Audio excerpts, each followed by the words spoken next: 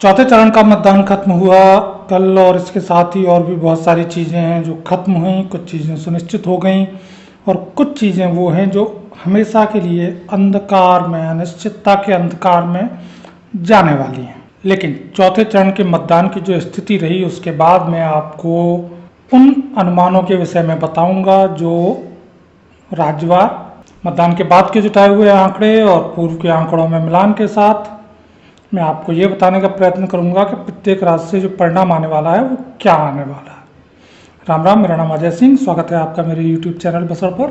कल कुल 96 सीटों पर वोटिंग समाप्त हुई जहां चुनाव अब खत्म हुआ और इन 96 सीटों में से सीधे जो 42 सीटें हैं वो तेलंगाना और आंध्र प्रदेश की हैं, दक्षिण के इन दो राज्यों की।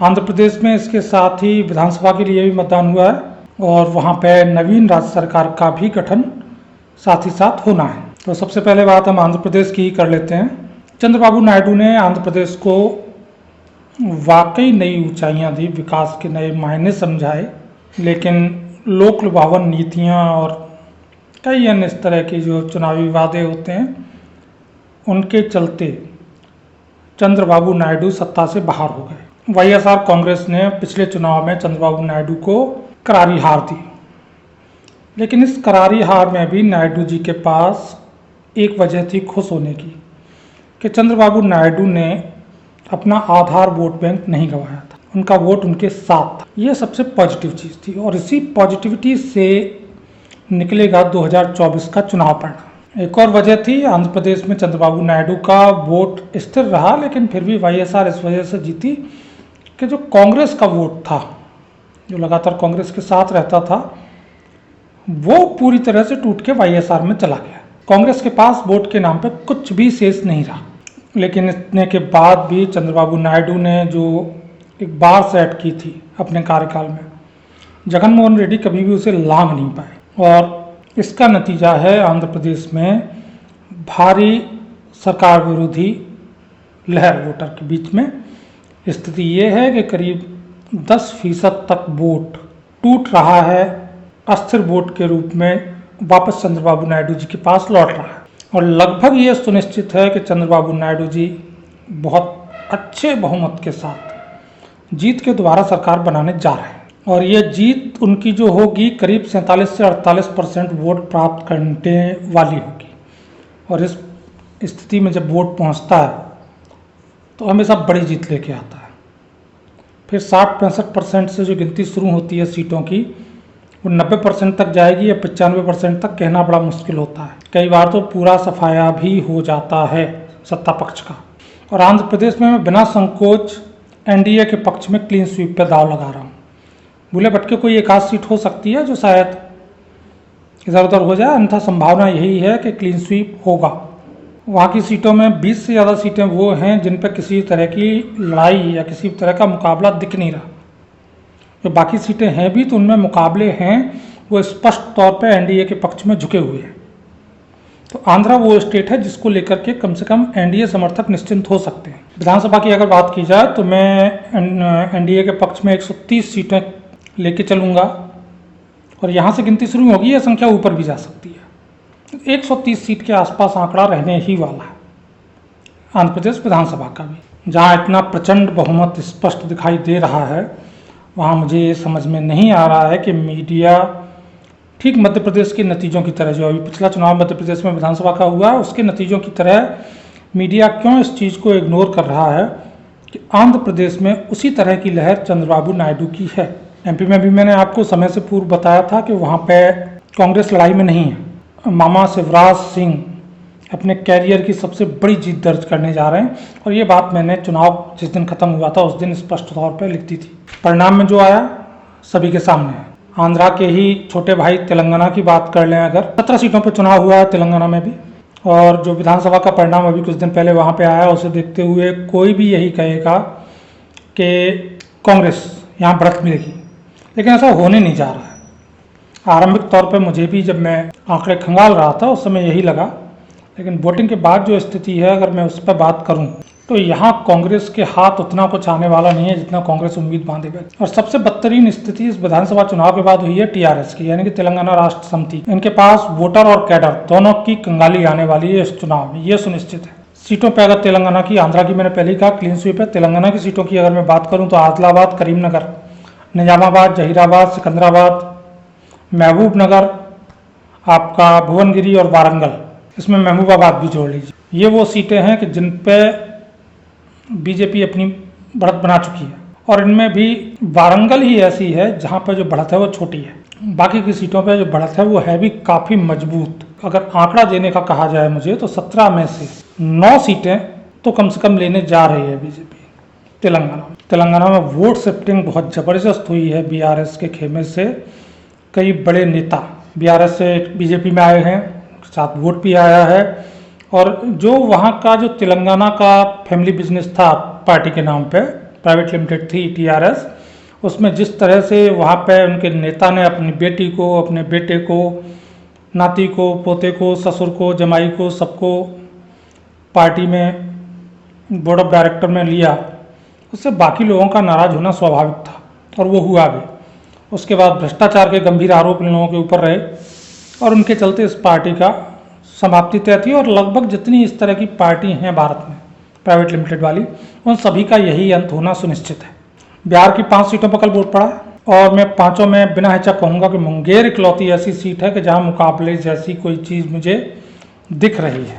मुंगेर के अलावा मैं बात करूँ तो दरभंगा, उजियारपुर, समस्तीपुर, बेगूसराय, चारों सीटें स्पष्ट तौर पे भगवा खेमे के पास आने वाली हैं। झारखंड में बड़ा कांटे का चुनाव हो रहा है, बड़ा बढ़िया। और सिंहभूमि, खूंटी, लोहरदगा, पलामू, इन सीटों पे वोटिंग हुई थी। इनमें आप खूंटी, लोहरदगा को निकाल लीजिए भगवा खेमे की तरफ। वोटिंग के बाद मैं ये कह सकता हूँ सिंहभूमि और खूंटी और सिंहभूमि और पलामू, इन दोनों में मामला टाइट रहने वाला है, मुकाबला कड़ा रहने वाला है। मध्य प्रदेश की भी स्थिति यही है। मालवा क्षेत्र में चुनाव था तो देवास, उज्जैन, मंदसौर, रतलाम, धार, खरगोन, खंडवा, मालवा का जो पूरा एरिया था। इंदौर सीट का आपको पता ही है क्या हुआ है, कांग्रेस मैदान में बची नहीं और कोई पार्टी है नहीं, तो वहाँ चुनाव जो है औपचारिकता है। बाकी की भी जो सीटें हैं 8 में से 7, उनका भी परिणाम आप तय मानिए, सीधे भाजपा के खेमे में है, बड़ी बढ़त के साथ भाजपा के खेमे में है। हाँ, उज्जैन में पार्टी ने एक बड़े विद्वान जन है वहाँ पे उज्जैन के रहने वाले, और भाजपा जो अब तक जीतती आई है उसमें बड़ा उनका महत्वपूर्ण योगदान था, चाहे राष्ट्रीय स्तर पे हो या मध्य प्रदेश में। पिछले लंबे समय से वो भाजपा से नाराज हैं। उन्हें आखिरी उम्मीद थी कि उन्हें मना लिया जाएगा, उज्जैन से मुख्यमंत्री उन्हें बनाया जाएगा, लेकिन बनाया नहीं है भाजपा ने। तो उज्जैन में मुख्यमंत्री मोहन यादव जी जो हैं, तो उनकी सीट उज्जैन गृह सीट है, और जो विद्वान जन है उनकी नाराज़गी की वजह से वहाँ अगर कुछ हो जाए तो भाई मैं नहीं कह सकता हूँ। उसके अलावा कहीं भी मालवा क्षेत्र में कहीं कोई मुकाबले जैसी स्थिति नहीं है। 8 सीटें हैं, 8 की 8 सुनिश्चित तौर पर भाजपाई खेमे में आ रही हैं।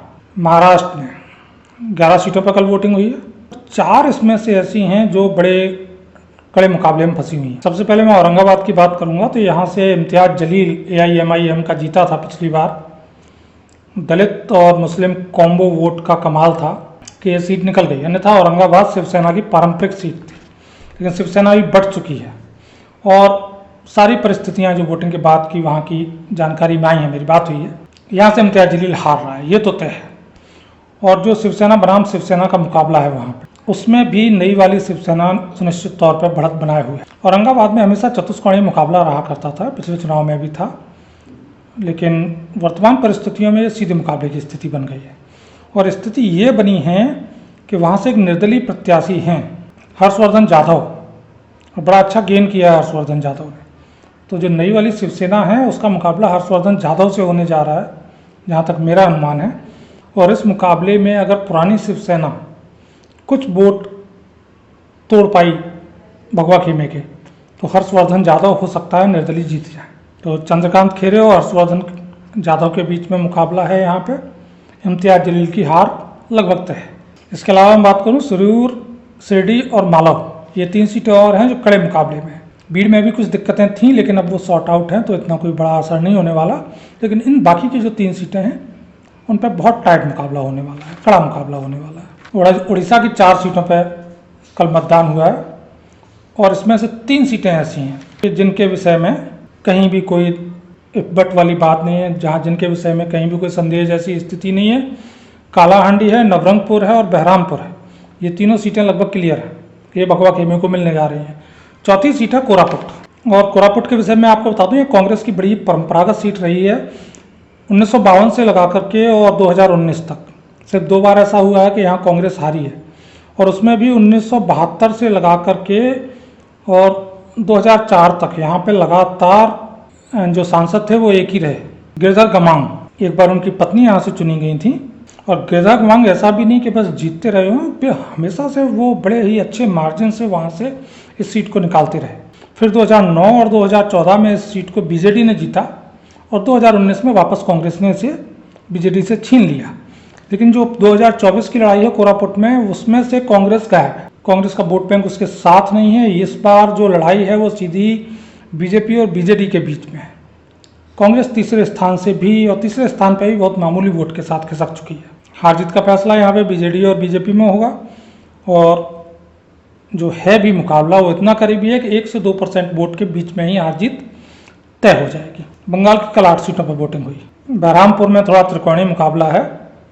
कांग्रेस इस सीट पर, बंगाल में ये सीट ऐसी है कि जहाँ पर कांग्रेस मैदान में है, अपने अधीर रंजन चौधरी दा हैं कांग्रेस से, यूसुफ पठान है AITMC से, और बीजेपी तो अपने है। और एक दुखद स्थिति ये है कि अधीर रंजन दा हारने जा रहे हैं। अब इस त्रिकोणीय मुकाबले में बीजेपी को फायदा मिल पाता है या नहीं मिल पाता है, बेहद करीबी है सीट, तो कहना कठिन है। लेकिन ये बात सही है कि अधीर रंजन दा हारने जा रहे हैं। अब AITMC लेगी इस सीट को या बीजेपी, ये देखने वाली बात होगी। इसके अलावा जो अन्य 7 सीटें हैं उनमें कृष्णा नगर से हाई प्रोफाइल महुआ मोहित्रा जी लड़ रही हैं और हार रही हैं, और ढंग से दुर्गत करवा के हार रही हैं। इसके बाद अगर मैं बात करूं तो राणा घाट और वर्धमान पूर्वा जो है उसमें थोड़ा सा मुकाबला है, लेकिन स्पष्ट तौर पर झुकाव बीजेपी की तरफ है। लेकिन दुर्गापुर वर्धमान, यहाँ से दिलीप दा चुनाव लड़ रहे हैं, दिलीप घोष दा, और यह सीट जीती जा रही है। आसनसोल, बोलपुर और बीरभूम, ये तीनों सीटें भी स्पष्ट तौर पर भगवा खेमा ले रहा है। ये मान के चलिए कि 8 में से आपका 5 सीटें स्पष्ट हैं भगवा खेमे की तरफ, 2 पे मुकाबला है जहाँ की भगवा खेमे की तरफ जो कांटा है वो झुका हुआ है। एक सीट है जो कठिन है, आपका अधीर रंजन चौधरी जी वाली सीट। जम्मू कश्मीर की अगर मैं बात करूँ, सिंगल सीट श्रीनगर पर चुनाव था, एनडीए का कोई लेना देना नहीं था, लेकिन यहाँ पे पिछले लंबे समय से एक बड़ी दुखद स्थिति रही है कि भारत का ही हिस्सा है, ठीक है, यहाँ पे मुस्लिम पॉपुलेशन ही, हिंदू पॉपुलेशन नाम मात्र के लिए है, आतंकवाद से प्रभावित रहा, कश्मीरी पंडितों का भी इशू इस सीट से रहा। और इन सब बातों के बीच में असली चीज़ ये रही कि इस सीट पे वोटिंग पिछले कई चुनाव से इतनी बदतरीन रही है कि 9%, 7%, 10%, 25% से ऊपर वोटिंग कभी नहीं गई। और जहाँ इतनी बदतर वोटिंग रह रही हो वहाँ लोकतंत्र का मजाक सा लगता है। कौन जीता कौन हारा ये मायने नहीं रखता है, लोकतंत्र में कम से कम वोटिंग अच्छी होनी चाहिए। और सबसे बड़ी जो मोदी सरकार की जीत है इस बार, वो ये है कि यहाँ 40% के करीब वोटिंग हुई है। तो ये हार जीत से कहीं बड़ी चीज़ है कि श्रीनगर जैसी सीट पे जो आतंक था, जो बहिष्कार होते थे, जो गन कल्चर था, उस सबको खूंटी पे टांग के लोगों ने वोट किया है, और अच्छी खासी संख्या में किया है। पिछला चुनाव जो वहाँ से हुआ था, वहाँ से 3 गुना ज़्यादा वोटिंग हुई है।